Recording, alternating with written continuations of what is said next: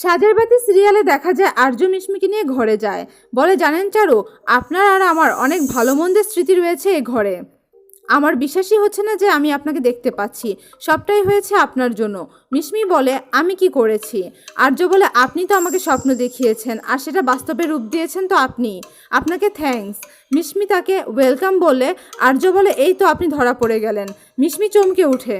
আর্য বলে, এই যে একটু একটু করে ইংরেজি বলা শিখেছেন, আমাদের বিয়ের পর কিন্তু একটা জিনিস পেন্ডিং রয়েছে। মিশমি বলে, কি সেটা? আর্য বলে, হানিমুন। আমি তো আপনাকে নিয়ে পুরো পৃথিবী ঘুরতে চাই। আমেরিকা, লন্ডন, প্যারিস, সুইজারল্যান্ড সব জায়গায় যেতে চাই। মিশমি বলে, এগুলোতে তো ঘোরা হয়ে গেছে। আর্য বলে, মানে? মিশমি বলে, মানে আপনি যেভাবে বললেন তাতে তো আমার ঘোরা হয়ে গেছে। আর্য মিশমিকে ছুতে গেলে মিশমি সরে যায়। এরই মধ্যে সকলে আসলে মিশমি হাফ ছেড়ে বাঁচে। আর্যের পিসিমণি বলে, আমরা ভাবছি তোদের আবার বিয়ে দিব, তখন যেহেতু শুভদৃষ্টি হয়নি তাই। এর আগে তোরা এক ঘরে থাকতে পারবি না। এ বলে মিশমিকে নিয়ে চলে যায়। রুমে মিশমি যে শাড়ি খুলে জিন্স আর টি শার্ট পরে। বলে, কি করে আজকালকার মেয়ে হয়ে এসব শাড়ি ভারী গয়না পরে থাকতো চারু? আমার পক্ষে আর সম্ভব হচ্ছে না।